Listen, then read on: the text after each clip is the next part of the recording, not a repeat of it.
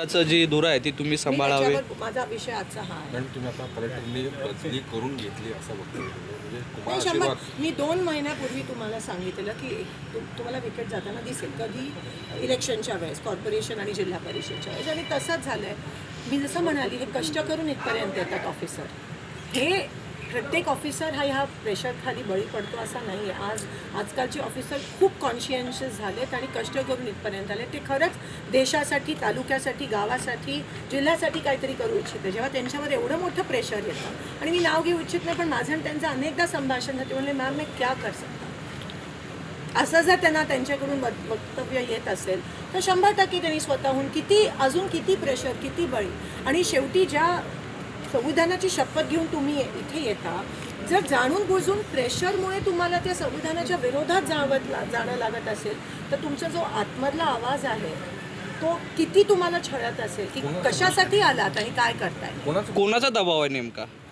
मी जाहीरपणे बोलते आहे, प्रस्थापितांचा आहे, BJPचा आहे, वरपासून खालपर्यंत आहे, पालकमंत्र्यांचा दबाव आहे, इथे जेवढे सत्ताधारी आहेत त्या सगळ्यांचा दबाव आहे की काँग्रेसच्या खासदारांची कामं करू नका. पण जेव्हा तुम्ही आमची कामं थांबवता तेव्हा आमचं काम थांबवत नाही. ती तुमच्यासाठी तुमची कामं असतील, कारण का प्रत्येक कामातून तुम्ही काय कट घेता हे आम्हाला माहिती आहे, पण ही गावकऱ्यांची कामं आहे जे थांबवण्याचं तुम्ही पाप करता. स्वतःहून कदाचित नागपूरला बदली करून घेतली, कारण का सोलापूरवर जे कोणी अधिकारी आहेत, कलेक्टर लेवल असेल, SP लेवल असेल, CO लेवल असेल, म्युन्सिपल कमिशनर असतील, सगळ्यांवर प्रचंड दबाव आपल्याला दिसून येतो आहे.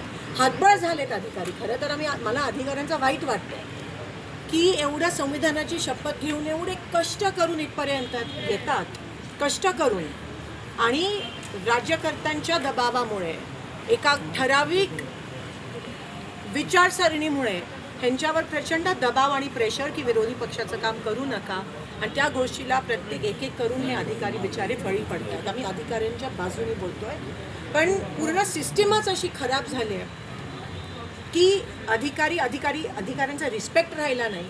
ते गव्हर्नमेंट शासनाचे नौकर म्हणून काम करायला लागलेत, आणि या गोष्टीचा मी त्या ठिकाणी निषेध करते. अनेक दिवसापासून DPDC खासदारांची DPDC निधी प्रलंबित आहे. ह्यांची समाज एवढी छोटी आहे की जेव्हा DPDCची निधी अडवतात तेव्हा ती माझी वैयक्तिक निधी अडवत नाही. प्रत्येक गाव ज्यांनी मतदान केलं आहे काँग्रेससाठी त्या गावातल्या शेतकऱ्याची निधी अडवत आहे. कुठे DPची, कुठे रस्त्याची, कुठे गटाराची, कुठे समाज मंदिराची. प्रत्येक गावातला शेतकरी हा आतुरतेने वाट बघतोय की आमची कामं कधी मंजूर होत आहे.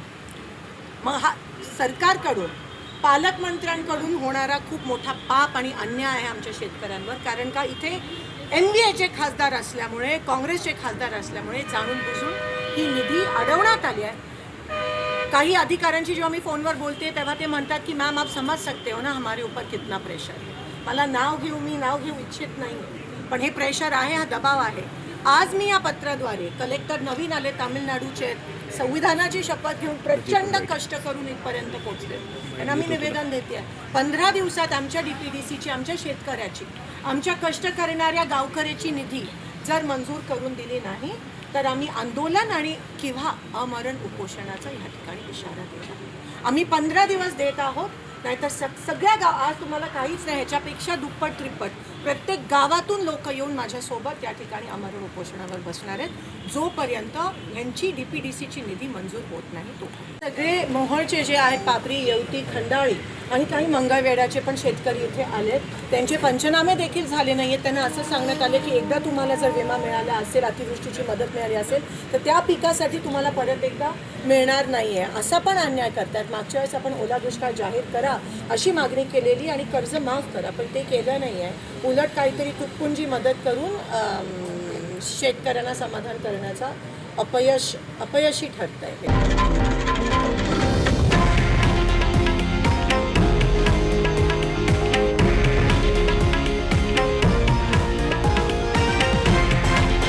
हे आहे देशातील नंबर 1 न्यूज नेटवर्क आणि आपण पाहत आहात TV9 मराठी, एकमेव.